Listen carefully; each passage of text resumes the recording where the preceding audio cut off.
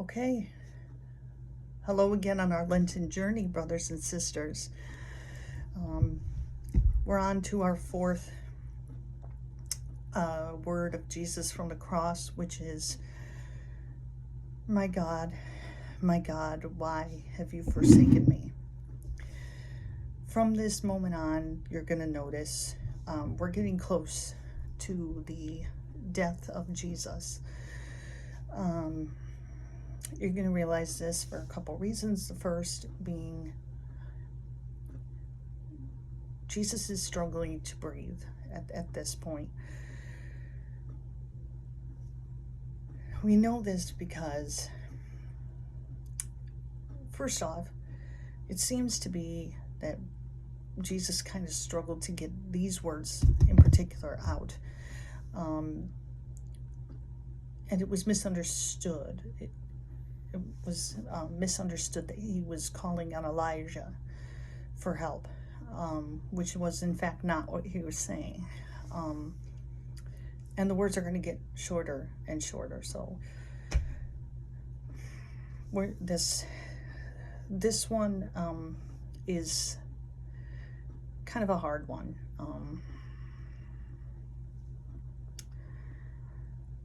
He was in fact not calling Elijah. As I said, he is quoting a psalm. A psalm that any Jewish person at the time would have known. And it's Psalm 22.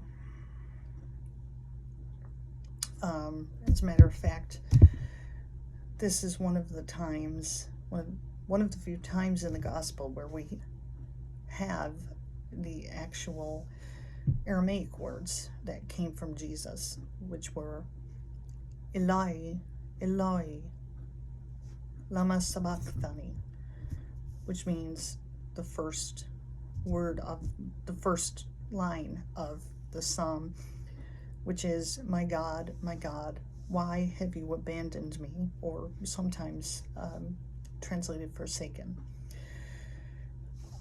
This is a psalm that is known as the Psalm of the Suffering Servant. And,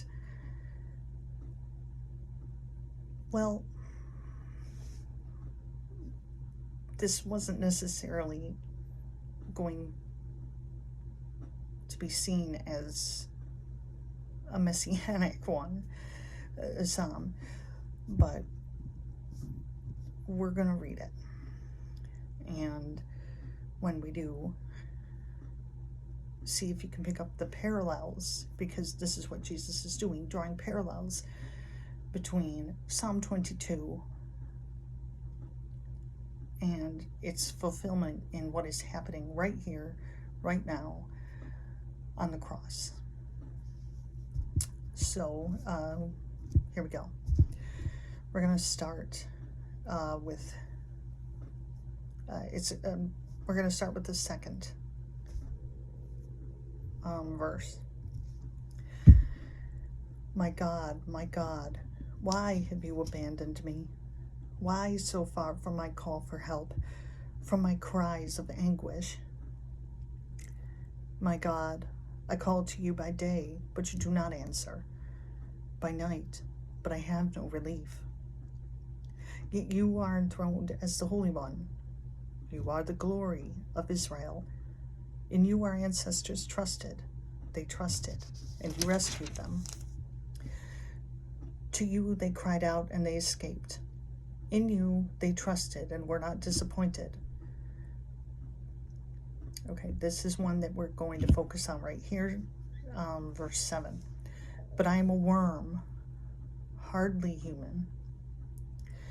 They curl their lips, scorned by everyone, despised by the people. And there's actually a footnote in my Bible that says, here the psalmist has a sense of isolation and dehumanization going on in the crucifixion, and that was the whole point of crucifixion, was dehumanization and humiliation. And that's it. Okay. 8:2. All who see me mock me. They curl their lips and jeer. They shake their heads at me. This is recorded as what happened. Verse 9. You relied on the Lord. Let him deliver you. If he loves you, let him rescue you. Down to the word, these are some of what actually was said as Jesus was hanging there on the cross. Verse 10. Yet you drew me forth from the womb, made me safe at my mother's breast. Upon you I was thrust from the womb. Since birth you are my God. Do not stay far from me, for trouble is near, and there is no one to help. Verse 13, many bulls surround me. Fierce bulls of Bashan encircle me.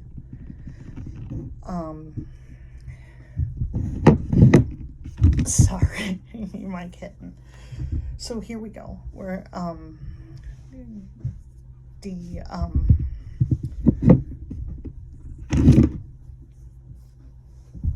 so here we have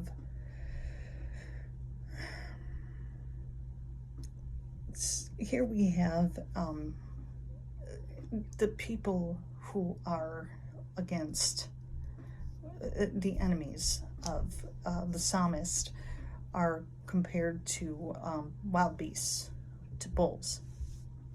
They open their mouths against, verse 14, they open their mouths against me, lions that rend and roar. We're going to focus on verse 15 here. Like water, my life drains away. All of my bones grow soft.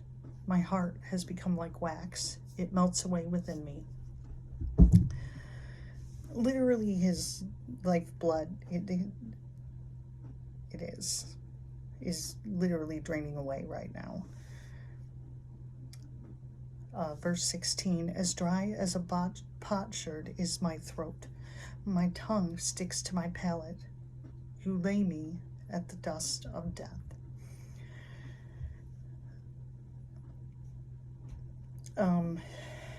It's probably my guess since, or at least the last recorded place where we know that Jesus here has had something to drink would have been the Last Supper.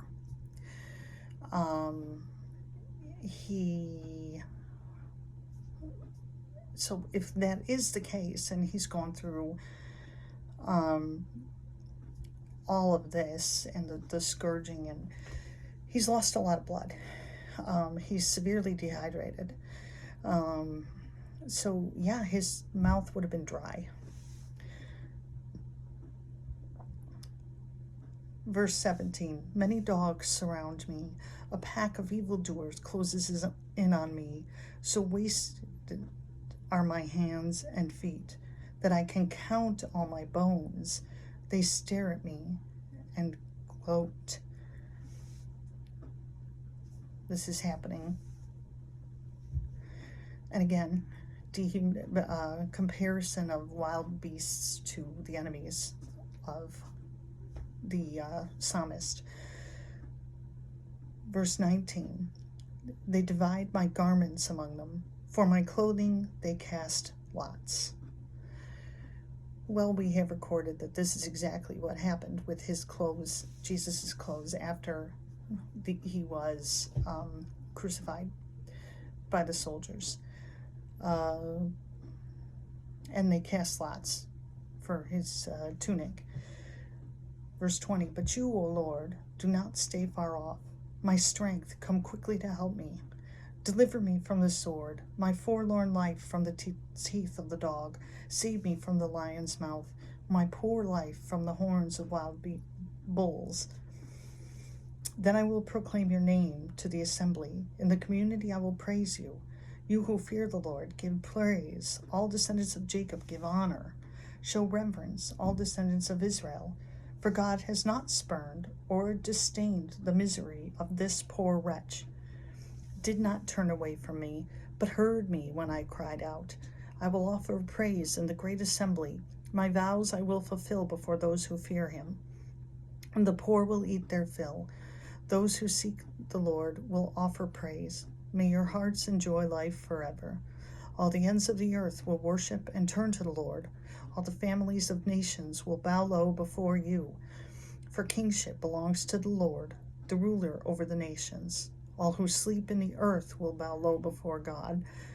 And this is exactly going to happen within a few days' time. We'll talk about this later. We are, in fact,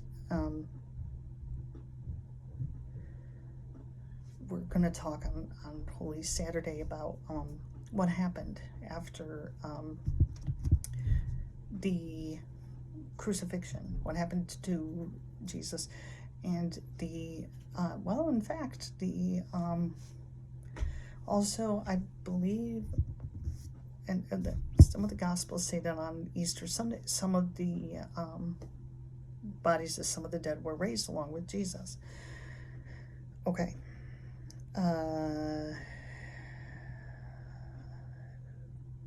Verse 31, and I will live for the Lord. My descendants will serve you. The generation to come will be told of the Lord, that they may proclaim to a people yet to be born the deliverance you have brought. Okay, so it is a psalm of sorrow and desperation on the part of the psalmist, but at the end of the day, it also talks about the good things that the Lord has done in the past and the trust in the psalmist, that the psalmist has of the Lord, his faith in the Lord, and that he will be delivered. And through this deliverance, all will come, and all will come to honor and worship the Lord. So it starts on a low note, a sorrowful note, but ends on a high note. And it's more,